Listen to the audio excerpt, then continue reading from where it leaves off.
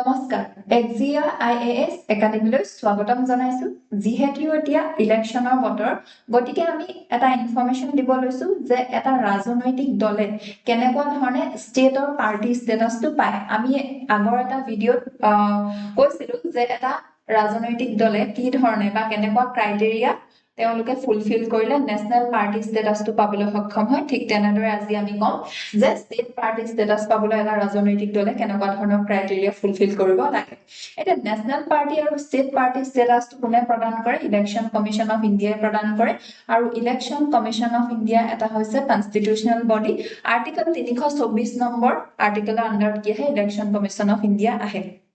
আৰু এই ষ্টেটাসটো যে প্ৰদান কৰে নেশনেল পাৰ্টি ষ্টেট পাৰ্টি এটো কিহৰ ওপৰত বেছ কৰি প্ৰদান কৰে পোল পাৰফৰমেন্স যে ইলেকশ্যন যদি হয় যেনেকৈ বিধানসভাৰ ইলেকশ্যন এতিয়া অসমত হ'ব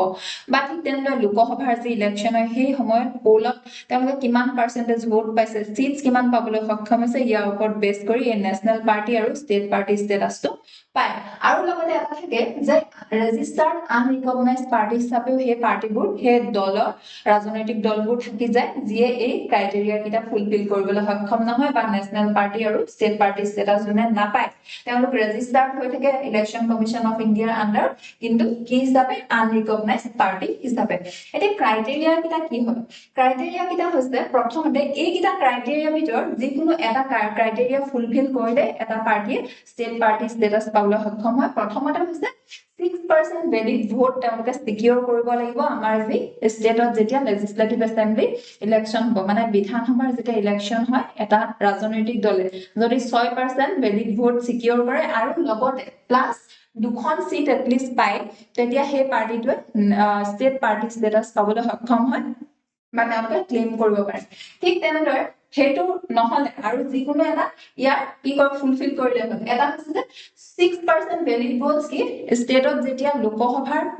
ইলেকশ্যন হ'ব আমাৰ লোকসভা ইলেকশ্যন যেতিয়া সাপোজ এক্সাম্পল অসমত যেতিয়া হ'ব তাতো যদি সেই ৰাজনৈতিক দলটোৱে কি পায় 6% ভেলিড ভোট পাবলৈ সক্ষম হয় আৰু লগতে এখন লোকসভাৰ সিট পায় তেতিয়াও সেই পাৰ্টিটোৱে কি পায় ষ্টেটাস পায় state party হিচাপে ঠিক তেনেদৰে যদি 3% total seats of the state legislative assembly পায় state legislative assembly যেতিয়া ইলেকশ্যন হ'ব মানে বিধানসভাৰ যেতিয়া ইলেকশ্যন হ'ব যদি 3% ভোট পায় আৰু নহলে বা এটলিষ্ট তিনিখন সিটস পায় যোনটোৱে বেছি হয় ইয়াৰ এই দুটাৰ ভিতৰত এটা ক্ৰাইটেৰিয়া ফুলফিল কৰিলেও এটা ৰাজনৈতিক দলে আমাৰ ষ্টেট পাৰ্টি ষ্টেটাসটো পাবলৈ সক্ষম হয় এতিয়া আমাৰ অসমত যেনেকে state party AGP Asom Gana Parishad ঠিক তেনেদৰে নেশনেল পাৰ্টি বুলি কোৱাৰ লগে লগে কি থাকে ইণ্ডিয়ান নেশনেল কংগ্ৰেছ হৈ গ'ল বিজেপি হৈ গ'ল এই ঠিক তেনেদৰে আৰু নেক্সট কি ক্ৰাইটেৰিয়া আছে উইন যদি জিকিব পাৰে এখন Lok Sabha seat for every 25 seats allocated to the states যদি 25খন সিট যদি কোনোবা এখন ষ্টেটত দিছে বা তেনেকুৱা 50খন সাপোজ লোকসভাৰ সিট আছে তাৰ 25খনৰ এগেইনষ্টত যদি এখন পায় 50খনৰ এগেইনষ্টত যদি দুখন পায় তেতিয়া ষ্টেটাস ষ্টেট পাৰ্টি ষ্টেটাস ক্লেম কৰিবৰ কাৰণে এই সক্ষম হয় ঠিক তেনেদৰে যদি 8% ভেলিড ভোট পায় এখন ষ্টেটত কিহৰ ইলেকশ্যনত হয়তো এছেম্বলি ইলেকশ্যনত বিধানসভাৰ ইলেকশ্যনত নহলে লোকসভাৰ ইলেকশ্যনত এটো হৈছে যে 8% কি কৰিব লাগিব ভেলিড ভোট পাব লাগিব তেতিয়া কি হ'ব even without winning any seat এটাও সিট যদিও নাপায় কিন্তু ভেলিড ভোট 8% পায় বিধানসভাৰ ইলেকশ্যনত নহলে লোকসভাৰ ইলেকশ্যনত তেতিয়াও এটা ৰাজনৈতিক দলে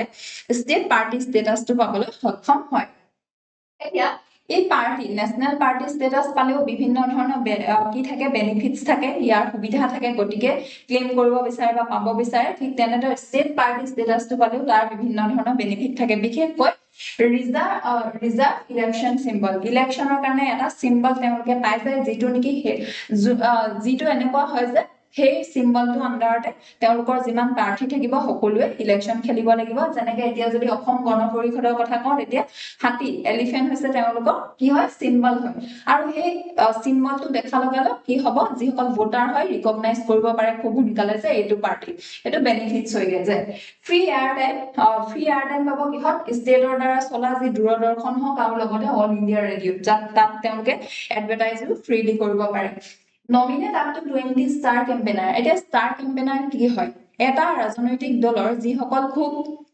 টপ লিডাৰ হয় যাৰ ইনফ্লুৱেঞ্চটো খুব বেছি তেওঁলোকক ষ্টাৰ কেম্পেইনাৰ বুলি কোৱা হয় এতিয়া আমি এক্সাম্পল হিচাপে অসমৰ পৰা যদি লওঁ এজিপিৰ বিশেষকৈ কাৰ মুখখন অতুল বৰা যিহেতু তেওঁ ফেমাছ হয় আৰু তেওঁ কি হ'ব ইনফ্লুৱেঞ্চটো বেছি হ'ব পাৰে যদি তেওঁ কি কৰিব কেম্পেইন কৰিব যায় গতিকে এনেকুৱা 20 জন ষ্টাৰ কেম্পেইনাৰ নমিনেট কৰিব পাৰে এটা ষ্টেট পাৰ্টি আৰু নেশ্যনেল পাৰ্টিয়ে কিন্তু এইটো 40 জন ষ্টাৰ কেম্পেইনাৰ কি কৰিব পাৰে নমিনেট কৰিব পাৰে ঠিক তেনেকুৱা ধৰণে discuss on electoral matters election commission of India যদি ইলেকশনৰ আগত বা পাছত যিকোনো ধৰণৰ মেটাৰ ডিসকাস কৰিব লগা থাকে সেই মেটাৰ বা মিটিংখনত এনেকুৱা ষ্টেট পাৰ্টি ষ্টেটাস যোনে পাইছে সেই ৰাজনৈতিক দলকেইটাকো মাতে ঠিক তেনেদৰে recognise parties require only one proposer to file